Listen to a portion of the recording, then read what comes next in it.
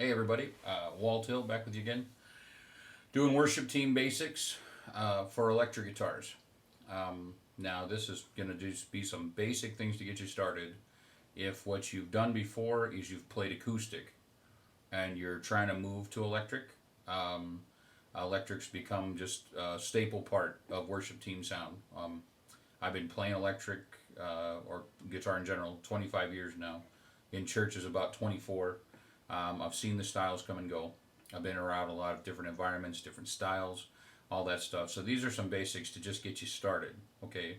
The first thing we're going to talk just real quickly about equipment.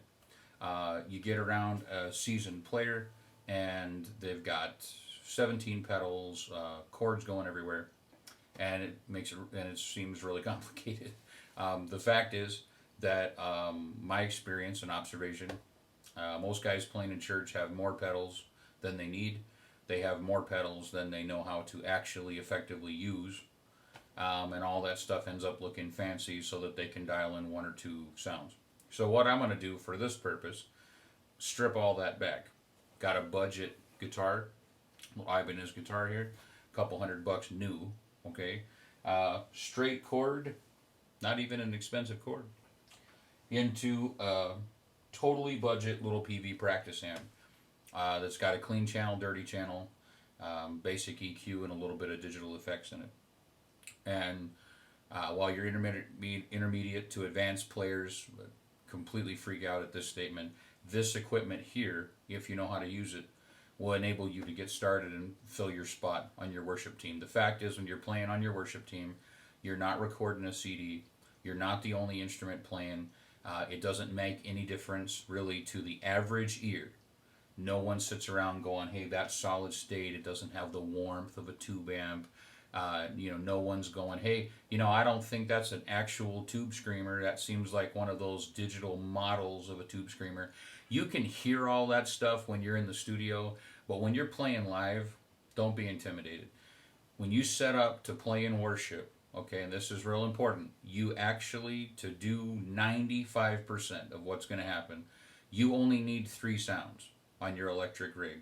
You need a good clean sound, a good crunch sound, and then what I'm going to call a wet sound. One that's got a lot of effects for creating some little special moments, okay? So a clean sound, a crunch sound, and a wet sound is what we'll call it. And the thing that you have to understand is the more effects you add onto the signal, general rule of thumb, the more effects you add onto your signal, the less you're going to play. And this is really where acoustic players that go to electric struggle a lot of times, is they want to strum away like it's an acoustic guitar, and it just gets real noisy because you need to be doing a lot less, especially if you add distortion or delay or anything on top of it. So we're going to talk, let's get a good clean sound. Start there. If you can't get a good clean sound, at least a decent clean sound, then adding more and more sounds isn't going to do anything, because your clean sound is the basis of where you're going to go. Budget guitars, typically, one of the big things with them is they're hard to get in tune, and they're hard to keep in tune. And I've had people ask me before, well, what's the first pedal I ought to buy? Should I buy this Digitech thing? Should I buy this? Should I buy that? I'll tell you right now, the first pedal you ought to buy is a tuner, because I don't care how many effects you got, if the guitar gets out of tune, man, you're creating dissonance, you're creating noise. So a tuner should be first, so that you got something you can run to and tune as the music's happening. Okay. Second pedal, in my opinion, would be a volume pedal, so that you can affect and be able to fade in and out with that wet sound that we're going to create in our little basic amp here. And I know that's not real exciting. Hey, I want to get a crybaby, I want to get whatever. That's cool. I'm telling you what you need to get started. Okay. So if you have a basic axe. Now, acoustic players, let's just talk. Most of them, three position switch. In this situation here, okay, you got two pickups. If I have this selected all the way to the back, I'm only using this one. If I have it in the middle, I'm mixing both. If I have it forward, I'm using only this. This is my bridge pickup. Why? Because it's next to the bridge, right? And this is my neck position pickup, because it's next to the neck. Not complicated. You're going to have a volume knob, and you're usually going to have one or two tone controls that's going to affect middle frequencies, usually if they're usually that's how they're wired, for kind of shaping the tone a little bit. So looking at this, it's hard to keep in tune. I've been tuning it the whole time. It's halfway close. So basics of a good clean sound. See, it's already straying around a little bit, but let's talk EQ. Okay, budget guitars, acoustic electrics or electrics. Typically, one of the marks of a budget guitar with budget electronics is a whole bunch of middle frequencies, not much on the low end, not much on the high end, and not a whole lot of resonance. So what we're going to do to try to help ourselves with this is on our EQ of our amp, we are going to increase the lows, okay? We're going to cut the mids back, and we're going to maybe put the highs right in the center, 12 o'clock, and it rounds out the sound a little bit. Okay? Now, we're going to add a little old school effect. Almost all these little amps will have a little bit of reverb. Now, a lot of guys are not reverb now. We want to do new things, delays, and whatever. Okay, I'm not talking 1980s Lost in the Lincoln Tunnel reverb. Okay, we're not discussing where it just goes on and on and on and on. But a splash of reverb, we'll call it, a little bit of reverb, will thicken out the sound, which helps you on a budget instrument with a budget amp, okay?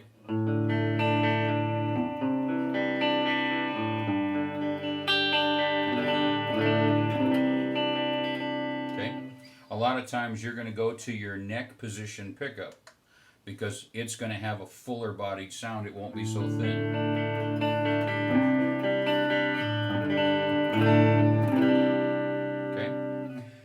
If you've got it on board, just a little bit of delay will round out that clean sound because it will, delay is taking what you did, delaying it a second, and repeating it. This will also kind of just thicken up the sound and round it out.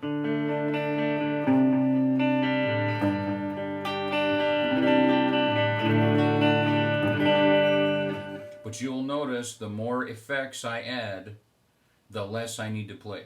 Okay, even with what we've added so far, if I just started grinding away,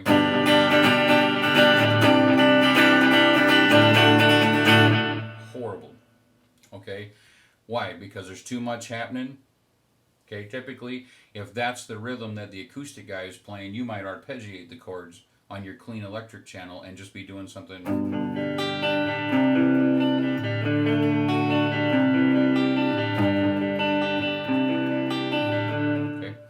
The issue really is that on most music, either in a worship setting now, a piano or an acoustic guitar is the main rhythm instrument. And with your electric, you're just a color most of the time. You're given a color or a mood to the song. You're not really the driving force. So you're not really wanting to go for that 80s, my guitar is driving this whole circus kind of a scenario, okay? You're going to be less busy than that. And that's one of the main things to kind of get used to. Even if you have a pronounced rhythm part, other things are going to be driving, which is going to bring me to the next thing I want to say is worship's different than almost every other kind of music. You're going for a different sound. You've got a different emphasis. If you run out and you buy one of these Zoom Digitex or whatever, these multi-effect pedals that have these pre-programmed sounds in them, most of the time, now this is just generals, but most of the time, you're going to find very few sounds in those that are of any benefit to you in a worship setting because they weren't programmed for a worship setting. They were programmed for a guitar-driven rock environment, okay? And while you might be edging up close to some of that, that's not usually what you're totally going for. So if you buy yourself a multi-effect pedal, make sure it's one of those that you can edit and save your own sounds and learn how to do that right away because you're going to need to create your own, okay? We've dialed up a basic.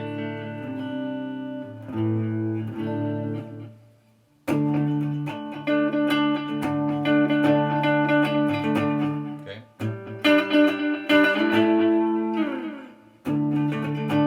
Just a basic, clean sound. So if we hit the switch to go to a crunch sound, I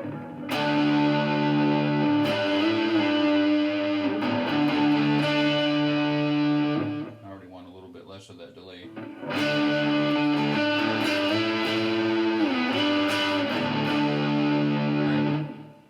So don't quite like that either, but let's look at what we've got. Most amps have a vintage or a modern setting. Most of the time for worship, you're wanting something more vintage, a little bit more overdriven, kind of rounder, without that sharp, real sharp metal attack. Okay. Right now, I've got the gain over here is just completely maxed, so I'm going to back that down.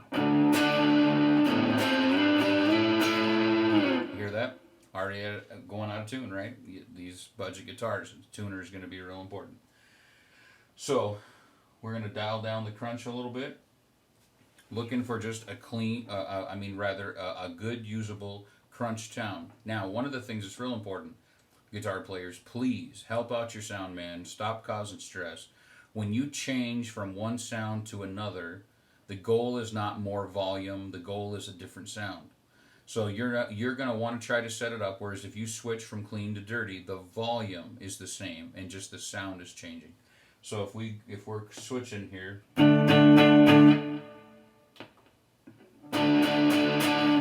okay, at this moment actually our crunch sound is a little bit quieter even than our clean sound. Bump it up a little. But see, that already kicked up almost too much, didn't it? So let's see what we got now. Close. The idea is every time you change sounds, you can't be having these wild volume changes, or you'll just be throwing off the whole mix and squashing all over everything and really driving people crazy pretty much at the soundboard. And of course, it's a church environment, so they're going to be nice about the fact that you're driving them crazy, but you're really going to be driving them crazy. So you want your clean to your dirty. The volume stays the same, right? And just the sound is changing.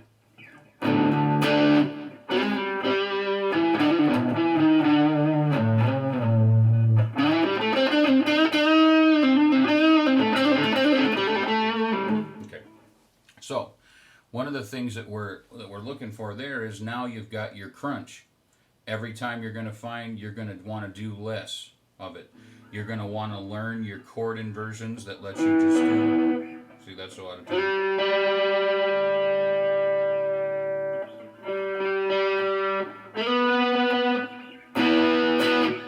Okay, you're going to want to learn your chord inversions. That this is E. But that's kind of big sounding. This is also E.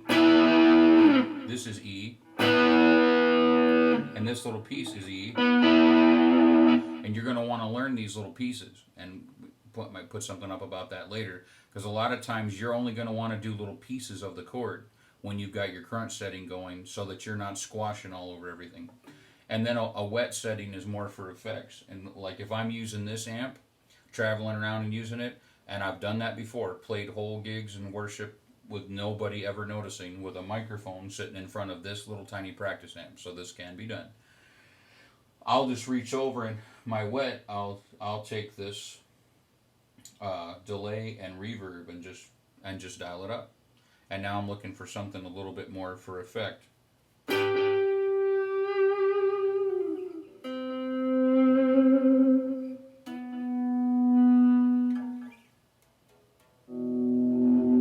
Right, you can fade it in and out.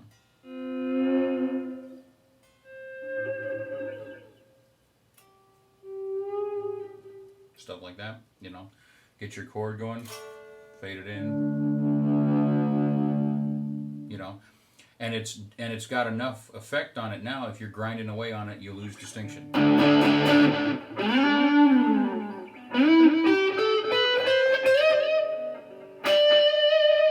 But it might be what you want to do if you're starting to get into your solo thing, on especially on a ballad type tune, because it's got a nice round kind of flow.